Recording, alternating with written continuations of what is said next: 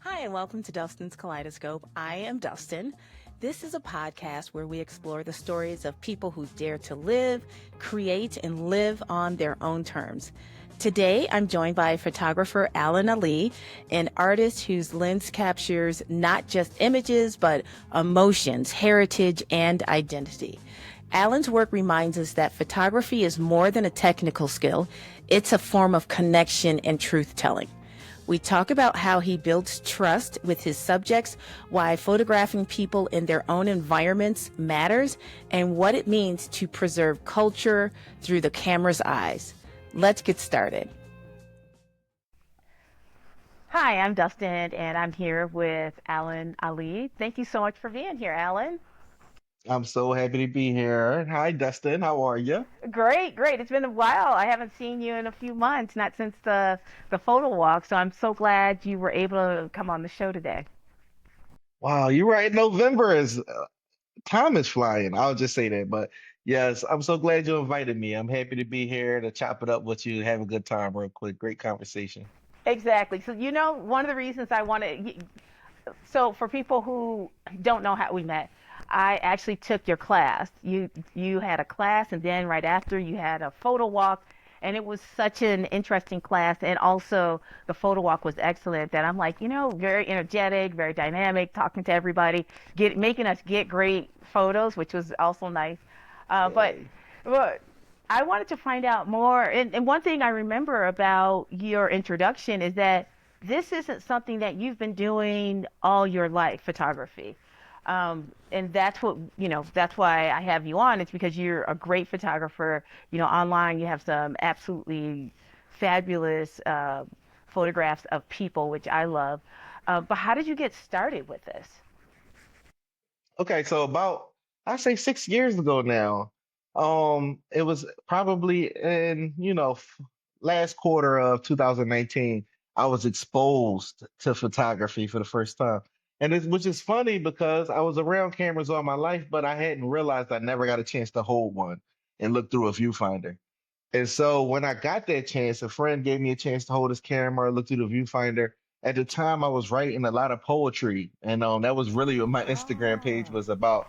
okay. Written poetry. I've always done spoken word and always rapped and always produced music. I've always done these things, but I was going into the written form, and I wanted the pictures to go with my poems, and I was tired of stealing from Google. So I was editing them pictures from Google. I was adding like a nice little color arrangement palette. That's just how my brain works. Everything has to be organized. I was doing my thing with Google Pictures, but I kind of got tired of that. And then yeah, going into that next year, I ended up buying my first camera, and that's all she wrote. So it's been about 6 years. Yeah. Wow. Matter of fact, first quarter 2019 is when I bought my first camera. It was the end of 2018 that I was exposed. So yeah, it's been the best 6 years of my life. And what camera did you buy? I bought a Canon Rebel SL2. I feel like we all start out as Canon Rebels, and it's Right? so funny because that's I the certainly least did. rebellious way to start. It is. Everything's automated. You don't have to do anything, to start out. Yeah. Exactly. And so I know, like, part of your talk was you sort of collect cameras. Do you still have that one? Yeah, no, no, no, no, No? no. See, Okay. that's the thing. I have to move up, and I'm always willing and dealing. It's only a few that come close to my heart. So the one I have with me, this one is like close to my heart. This is my first Fujifilm camera, and I can't let this one go. I can't part with this. Well, I'm normally good with letting things go. I like to Right? wheel and deal, move things, give things away. I just feel like we all have our time with physical objects and then we let them go. So I Okay. let that one go, but she was special. She did what she had to do, got me going real fast. So And film, no doubt, too. That's even more impressive. yes, yes, film. I feel like I was thinking about this the other day. I feel like my soul is film, but my work ethic is digital. You know what I'm saying? So like Okay, you're I going to have to got to explain that. so I need constant feedback to see, where I'm growing, where I'm developing. Am I getting my message across? Or is my vision translating but deep down in my soul, I love the look of film. I love the imperfection of film. Right. I love the spontaneity of film. I like the lack of predictability at times of film. You never know when you're gonna get, an It's always a artifact or surprise. I love that. So that's like my soul. That's who I am in my soul. But as a learner, that's like digital just helps speed up the process so much. So Right, right. I totally understand that. So do you prefer shooting digital at this point or do you go back and forth? I go back and forth. I would say first the film prices are ridiculous. Even like developing, the whole development process. By the time I'll give you an example because I really want you to feel me on this one. Okay. 120 film, medium format film, right? Let's say it's about $15 a roll, right? If I shoot 3 rolls, that's $45. If I take that to the lab, it'll be about $58, right? So now we talking about maybe 108, 110, I don't know, in that area of money, right? 105, Right. however, plus tax or whatever. And then when you get those pictures back, you get 15 shots per roll. So now you get 45 shots back for the price of like $110. And then of those Uh, 45 shots you get back, you might only like about 25 or 30. okay. So now you Okay. see where if you build a habit around this thing, it could tear a hole in your pocket. So that's why Right. for me, I gotta shoot digitally at probably about 75% of the time. But if the day is like beautiful, oh, I'm taking a film camera out there. If it's like, oh, this is like a perfect day, going for film camera probably every time. Okay. Okay. So you have like your set requirements for when you use digital versus film. Yeah, I'll say that for me, the film is the fun and the digital is like I'll call it work because it's also fun, but I call it work, but I'm also trying to prove a point with digital. Like, look at all of the elements. I'm going to put the work. I'm using my expertise with Oh, okay. digital. With more so with film, I'm following my heart. Got it. If that makes Okay. sense. I'm just Yeah, like yeah, having a yeah. good day, taking my shots because I can't review them. I can't look at a screen and review them and see what I got Right. wrong. I can't retake stuff. I have to live with the shot, and I Right. love that. So, I do that on fun days, but whenever I do work or try to do serious work, I'm probably going to shoot digital 95% of the time.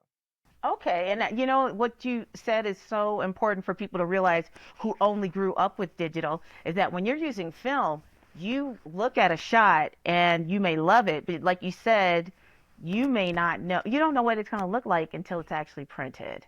So it's that surprise May factor. It may not even have worked. It may not have like you Right. might have had the lens cap on.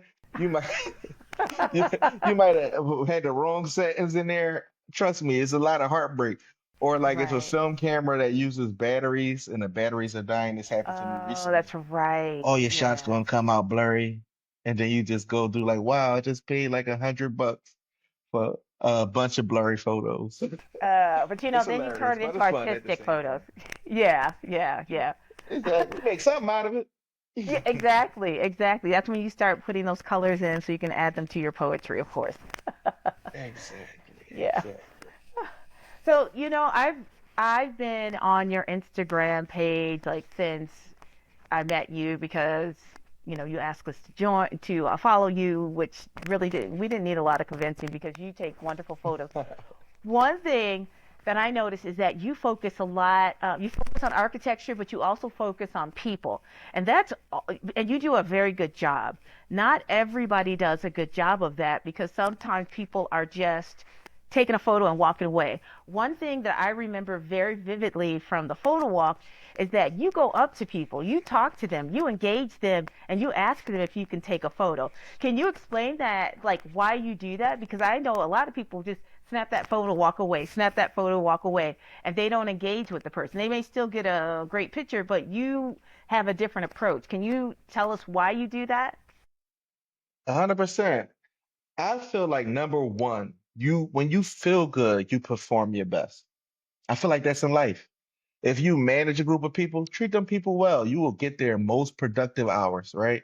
And for me, part of me being outside is about feeling good, right? Once I get those interactions going, those conversations going, I feel better and better and better, and the work feels better. And also, I like to make people feel better. You never know what type of day Right. people are having. You know what I'm saying? And for me, I look at it as you're a work of art, right? And I honor this moment, and I'm trying to make a work of art out of this moment. And I'm trying to convey to you that Uh-huh. that's a beautiful thing because it doesn't happen to me that often. Right. Right. Right. So Right. Right. I'm just saying, like, I would be honest, like, oh, you would take a picture of me?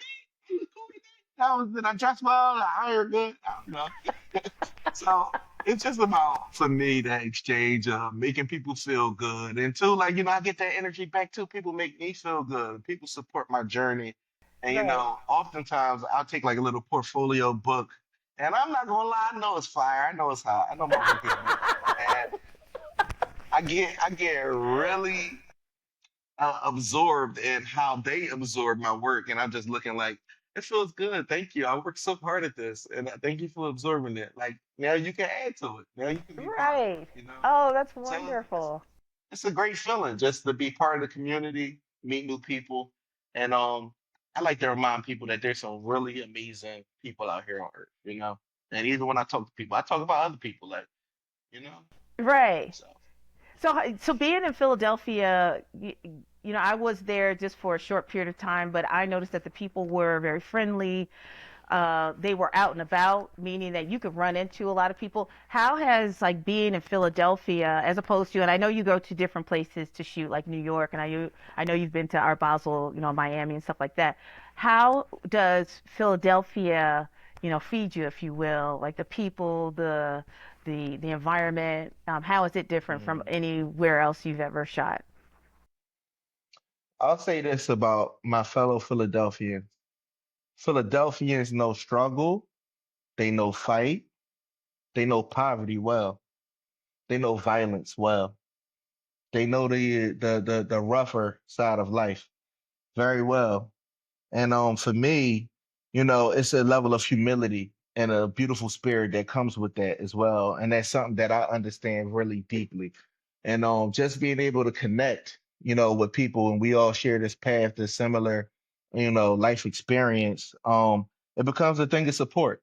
Like Right. I support them, they support me. This interaction becomes about mutual support. And that's what I love about Philly. Now we know the Philadelphia Eagles won a Super Bowl, right? And we saw the amount of support that our city gives our teams, right? Right. Right. But so when I'm out photographing, I'm talking with other Philadelphians, that's what we're doing. We're supporting each other. Me as a black man, there's been so many disadvantages in my life. Literally, every school I went to has closed except for one. Oh, wow. I can't even return as an alumni to any school I went to in the city. Germantown High School closed, Germantown Settlement Charter School closed, and it's been rough, but surviving all of this different adversity and still managing to become a photographer, to get a college degree, to have at least some level of success. I feel like, people respect it. People like, wow, like I don't normally see a black man that look like you walking down the street, laughing, giggling, and smiling with a camera. And then they Right. automatically say, yo, we want to support you. Like we got your back. We don't see people like you. Keep doing your thing, bro. Keep going. And I love that, right? Because I like to get that same energy back to them. Like, yo, you're amazing. I wouldn't have stopped you if I didn't genuinely feel like caught by your energy or how you present yourself. So that's Okay. just our opportunity to support each other. I love Philly for that. We support hard. I see it. I did see everybody out in the streets after the Super Bowl. So, yes, I can concur. I wasn't there, but I Boys. could see it on online. But Yep. that leads me to my next question because during our photo walk, there were people who we passed who were down on their luck, and you could see them near the storm drains, where Mhm. I don't know what they're called, but where all the heat is coming from. Like I guess heat, and they were trying to stay Yeah. warm. And so you and I had a very brief conversation, and I'm like, I always feel uncomfortable because I feel like I'm exploiting them. And you talk to me, and then you talk to the larger group about how important it is to record these moments, not in an exploitive way, but to show the story, to tell the story. That's what it was. Because you're like, Mhm. if somebody doesn't tell the story, then it could get completely erased. Could you expand on that a little bit? I'm just paraphrasing what you said, but it was very Mhm. powerful. Yeah, I just feel like, America, we've made a habit of knowing how to hide our warts, right? Of knowing how to tell ourselves a certain narrative that everything's great, everything's amazing, right? And then we try to push to the side that some of these things even exist, right? I'll give you an example. I met someone from England, amazing person. Shout out to Meg. But I met her in New York, and she was like, "Tell me about Philadelphia," right? And as I was telling her about Philadelphia, a friend I was with, like, "Don't tell her about Kensington." I'm like, "Why? Why not? It's real life. Kensington is a real part of Philadelphia. I've met some amazing people. I've shared laughs and smiles in Kensington, but that's one of the places we want to pretend doesn't exist sometimes. So for me, I feel like you have to tell the whole story about life because we have a tendency to get disenchanted as Americans and forget that there's real work that needs to be done. Like we don't have to ignore problems, right? You don't ignore the cancer, you treat the cancer. Right. And I feel like society must be put, the real view of society must always be shown, in my opinion, right? And Mhm. you do that as respectfully as possible. It's all about intent. You Okay. have good intent, then I feel like, and you have a vision of how to present the subject in an uplifting way, then go about it. Go about your business. Right. It's. I think it's important. The funny thing is, the irony rather, of when I was having that brief discussion with you, is that one of the reasons why I love photography so much, and more of the documentary style of it, meaning I love, if there are people in it, I love it. There's a book called A Day in the Life of America. I know they have different ones now, like A Day in the Life of Japan, Mm, Day in the Life of, but it's a very old pictorial book, which is all photographs. They basically told journalists from all over America, we're going to give you the day to go to where you want to, take photos. And people were taking photos from everywhere, from like uh, a farm where they have cowboys, to someone who is, it's an attempted mugging and stuff like that. So it was just, mm, it just piqued my curiosity. So when you said that, it made me think back to, this is why people do this. This is, I mean, if I wouldn't have known anything about those people on that day in the U.S. So I like what you said. So I want to get back to your creative process. So can you explain, like, when you go out, when mhm. you get your cameras out, and I'm going to assume you carry more than one when you go out, or do you just carry one or two or? Oh, I can't. I'm trying to figure out how to get just to one. Help me figure that out. Because I just terrible at picking options. I try to go with cameras that complement each other.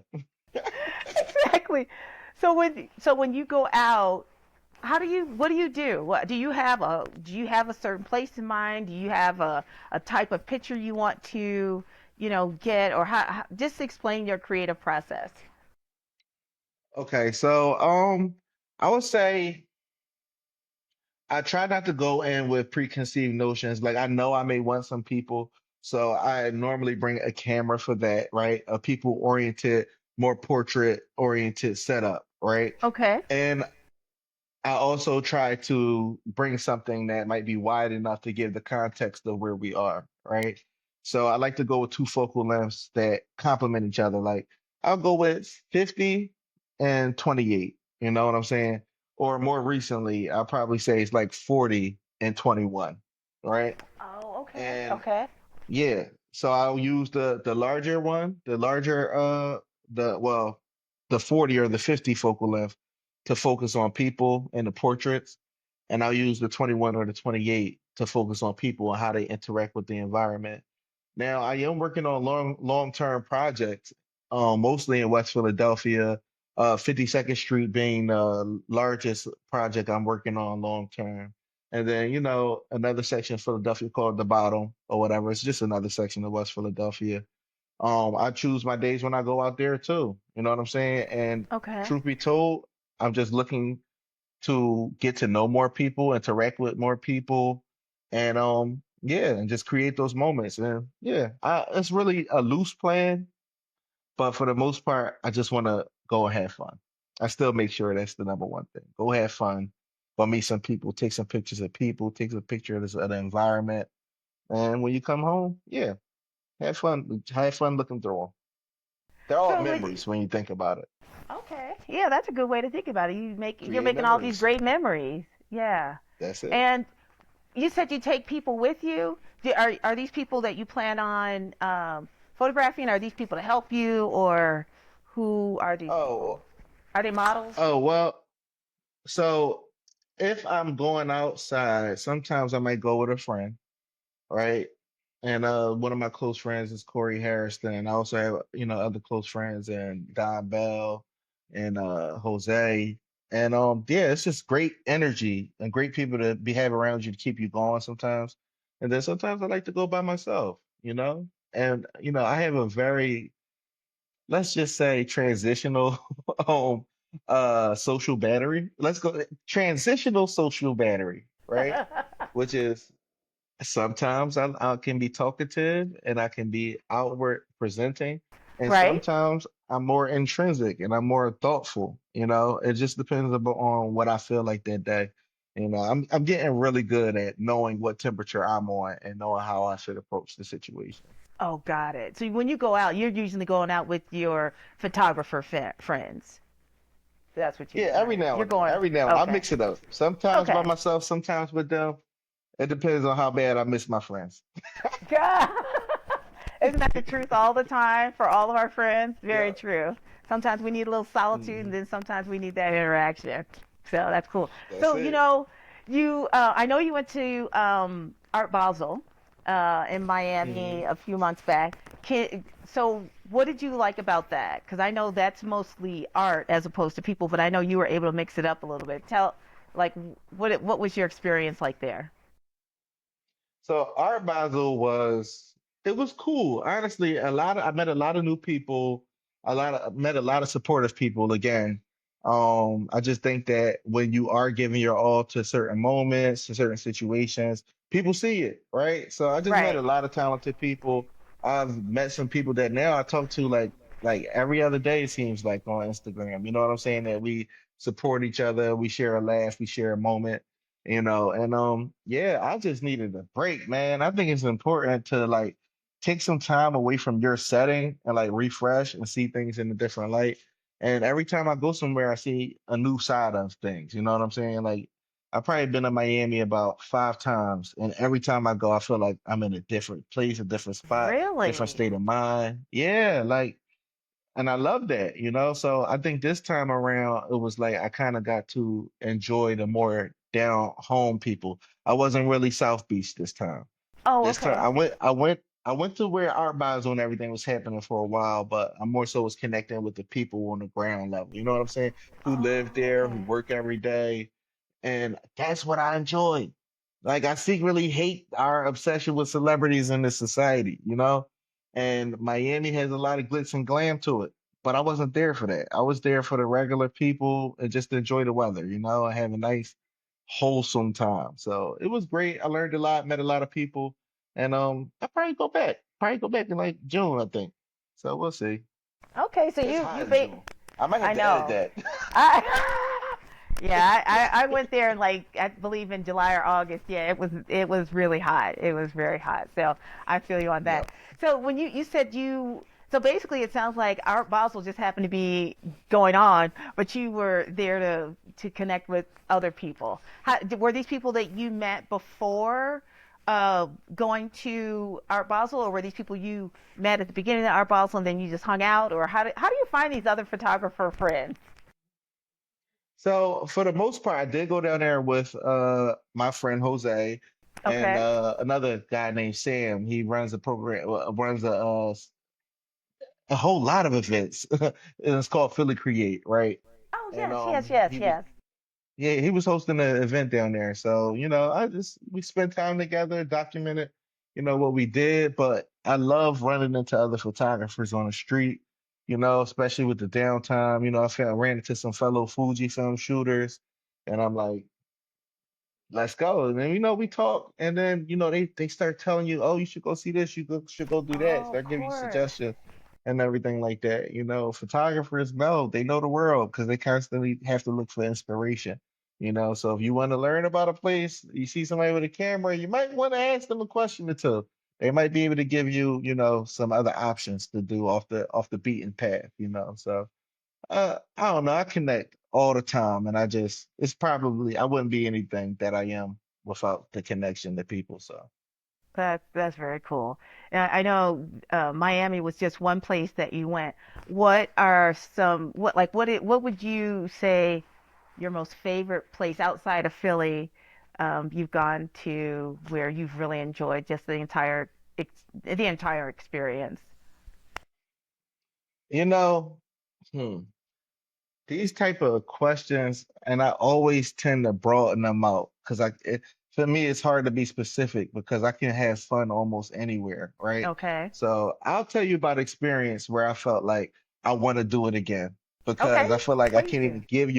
I can't even give you an accurate opinion because I need to do this experience again. So I drove across the country in 2020 from Oakland, and we took the South Road all the way down, down the Pacific, that highway that takes you down to LA, right? It was beautiful, but then it was wildfire, so I couldn't do the whole thing. But then a couple of hours down there, it was beautiful.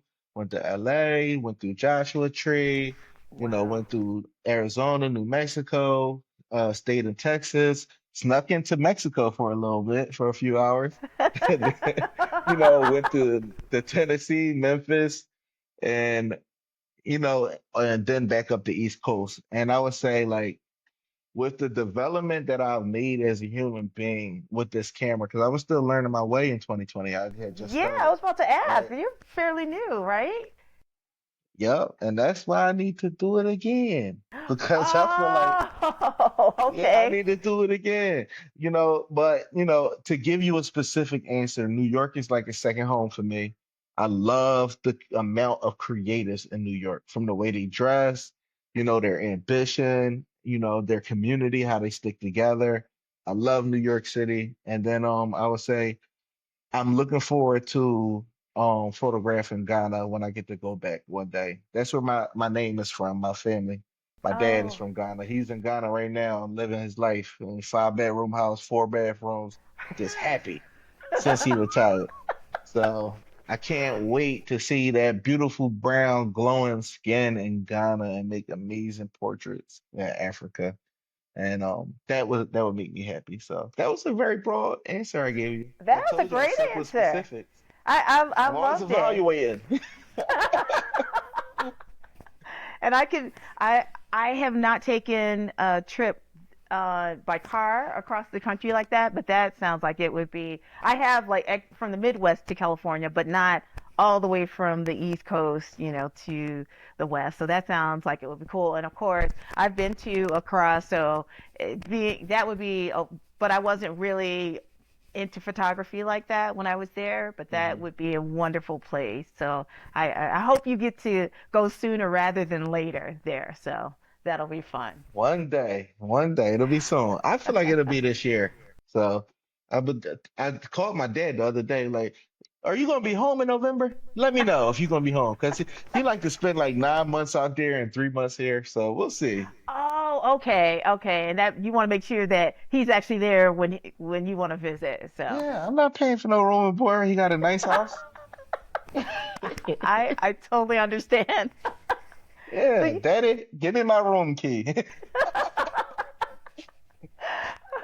so anybody who's watching this and they're thinking about getting their own little rebel camera, what would your advice be to somebody who's just starting out? Because you make it seem very, a lot of fun, and we haven't even talked about how much time you do or do not edit.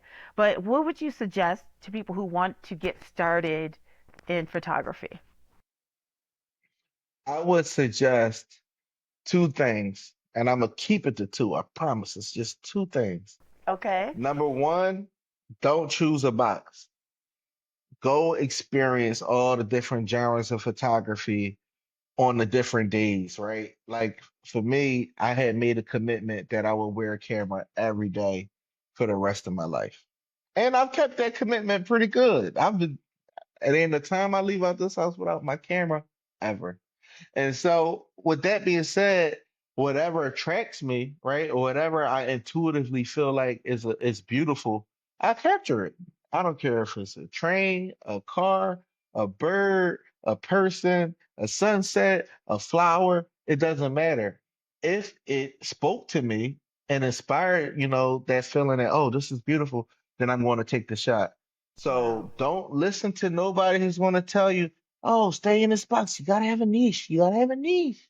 No, you figure out what it feels like to just be attracted to whatever you think is beautiful first, right? Mm-hmm. I said number two. Hold on, let me Yes. see.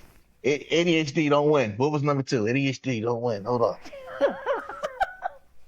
Number two. Mm, Well, if you want to get mm. back to that, I did want to uh, say that that is such great advice on not being stuck in a box, because that you're absolutely right. People say you need to be a portrait photographer, or you need to be an architect photographer, or you need to, landscape or naturescapes, whatever you want to call it. People do tend to be that way, where they only suggest that you're only going to do one thing. And I say, especially if you're just starting out, do everything. I love, love, love that advice. I'm going to ask you, along the same lines, because I think a lot of people think photography can be expensive, but it doesn't have to be. Can you suggest what people should do if they are thinking that they need that $5,000 camera? Like, how would you suggest they start out with equipment anyway? Okay. Can I demonstrate? Yes, All absolutely. right, so this is my camera cabinet right here. Okay. Okay. I'll be right back. Give me 1 second. Yeah, yeah, yeah. Here we go. Okay. This camera is my main heavy hitter. It's a medium format camera. Medium format basically means more detail. More detail. It has a Okay. large sensor. Has a much larger sensor than like your average full frame camera, which is the Okay. cameras you commonly see, right? This camera, when it released, was about probably like $5,000 without the lens, right? Oh, wow. Okay. Yeah. And this lens is probably like 700 bucks that I have on here. And Okay. that's relatively cheap for this style of camera. This camera right here, I got from a thrift store. $5. Old school Canon point and shoot, flash pop out. I think it's from Wow. 1993. Okay. Um, I got a missing button right here and everything. This has done great things for me, but it has not won any awards. I have no award-winning work from this camera at all. This camera, I won an award for $5 with the cheapest film, $5 film. I won an award. The work went viral. And yeah, so I always laugh about that. I say, wow, look how much money I've spent on this stuff. And the absolutely cheapest thing I own is the only thing I've ever won an award for. So I Okay. say that to say, just get started.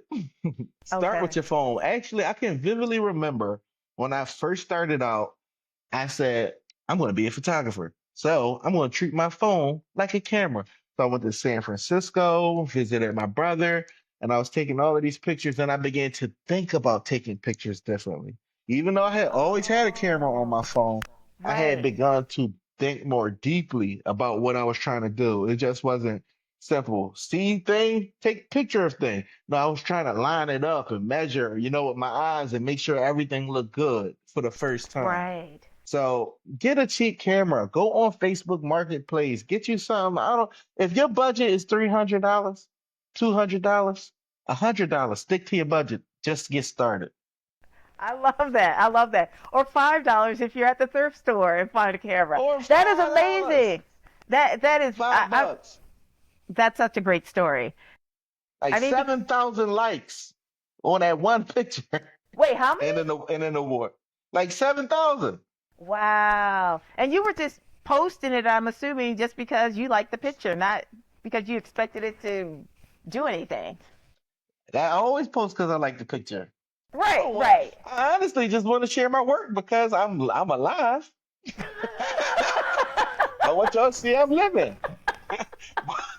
Oh, yeah. So the cool thing about those photos were I went to the West Coast, I went to Miami, and I went to New York, and it was all on one roll of film Oh, because I wow. just wasn't shooting it that often.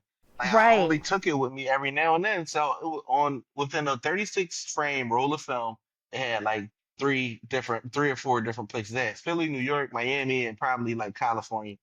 And people loved the images. I wasn't It, expecting to love them. I thought they were okay, but then it just, see, you you never know, know. You never know. I'm you gonna never have. know. Just get I'm started. exactly. I love that. That's going to be the motto of this particular episode. Just get started, because I think if you hadn't started way back in 2019, with your Canon Rebel, you wouldn't Hmm. have gotten to where you are now. Where I'm telling you, your enthusiasm and your love for photography really shone through uh, um, in your presentation, in the photo walk, just how I just it was appreciate great. you. It was just great. So, um, I know we're running out of time here, but I wanted to make sure that everyone got a chance to one find out where they can find out about you. Where's the general? You're probably a lot of places. I know you from Instagram, but is there a general website that you have that people? And we'll put it in the show notes anyway. But is there a particular place people So can I'm a find you? terrible perfectionist. Not gonna lie to you. And Okay. the way that ADHD perfectionism works is that sometimes we don't do things until reaches our perfect vision, and that's not healthy and it's not okay. So I don't have a website right now. I have Okay. attempted multiple times and I haven't been exactly satisfied. My perfectionism wasn't satisfied, but you can definitely find me on Instagram at Allan Ali. You can probably find an article about me if you Google my name again, Allan Ali, the British way, ALLANALI. You look me up, you might be able to find an interview or different things that I've done. But yes, Instagram is the primary way. Feel free to reach out. I'm very responsive. Okay. Okay. And all of the enthusiasm you said I have is genuine. Like I am a super nerd, so I love to talk about this stuff. And the idea of someone beginning, it excites me. I love that. I'm like, oh my God, you have no idea how much, if you embrace this, things are going to be good. So I love that. I love talking to people who just starting out. So if you want any advice or anything, you have any specific questions, feel free to shoot me a DM on Instagram, Alan Ali _. Okay, that's awesome. And is there anything else, before we wrap up, is there anything else that you want people to know about you, about photography, or just in general? Okay, so this year is very a pivotal year for me. It's like Okay. I intuitively understand the development of how things go or where things are headed. So last year I bought my first printer, professional printer, and that's actually Oh, right here. okay. There it go. Yes. So You know what? I saw the photos from that. They are stunning. Yeah. yes, so naturally the next progression is exhibitions, right? Oh, And okay. so Okay. yeah, so I have a small exhibit going on at the Free Library in Philadelphia on May 10th, Okay. um, which is probably like an intro to a larger gallery that I'm going to be doing in collaboration with Unique Photo. Right. That's going to be up from October through December. The name of the project is called Bees and Butterflies, right? Uh, And it's really about my 52nd Street work. It's a long-term project, but y'all gonna get to see some of the stuff that I've been doing. I okay. plan on doing it probably 10 to 15 years. And you never know, it might be 50 years. You just don't know. If I keep getting to live more and more days, I just might keep on going back to 52nd Street in West Philadelphia. I don't know. But I'm so excited to get my stuff on the wall. So, it's something I didn't picture for myself. And You know, if you ask me if I feel like it would be wrong for me to leave this interview without telling people my why. Yes, So can I tell yes, them my yes, why? yes. Oh, please tell us your why. Okay. My why is at some point in life you recognize you've been through so much adversity that could have took you on up out of here. If I told you my life story and the amount of violence and tests I had to face, you might actually be surprised I'm alive. And Mm, I actually wake up every day with that, like, oh my goodness, I keep waking up. I'm so grateful, right? So I photograph out of a respect for death that anybody could be gone at any moment. I could be gone at any moment. I could have been gone a long time ago. So the way I respect life is a spiritual thing for me, right? It's this very spiritual process. Every shutter push is a very spiritual choice for me that I'm respecting the life force that I have and I'm respecting the life force in front of me. You know what I'm saying? So that mm-hmm, exchange is what it's all about. You know, it's like we're all here temporarily. And for me, photography is the ultimate respect of that temporary part of life, you know? So if you want to keep this thing, man, and leave some things behind, print some pictures out, go take some pictures, print some pictures, leave some pictures for people to see, you know, and do it just like that. I lost my mom probably 3 years ago now, 2021. Or that's 4 years. Wow, look at time flying. See? 4 years ago, I lost my mom. And the first regret that I had was that I didn't have more pictures of her. So that's why the stuff is important. Now she mm-hmm. would be happy to see me grooving now. She would be, oh, that's my boy. He out there moving and grooving. Because life is really all about happiness. And photography is how I found my joy, but it's more so how I respect life and respect being here. So Wow. thank you for allowing me to share that. Thank you so much for telling us. That's very powerful, and I appreciate you sharing that because it's really important to know why you're doing something, what feeds you, what fuels you, and I'm glad you shared that with us because it's deeper than just taking photos of people or things or objects, but it's something that you feel from here, and it sounds like it's very healing for you as well. So I appreciate you sharing that with us. I appreciate you Yes, being life on is the show. beautiful. Yes, Thank yes, you. I appreciate you having me on. I was really looking forward to it. I'm so glad we got finally got to do it. So yes, me too, me let's too. go. So, Let's go for us. so thank you so much for coming on, and yeah, thank you so much. Thanks for tuning in to Dustin's Kaleidoscope. If Alan's story resonated with you, please give the show a 5-star rating, review it, and subscribe. And share it with someone who might need it. It helps more people discover conversations like this one.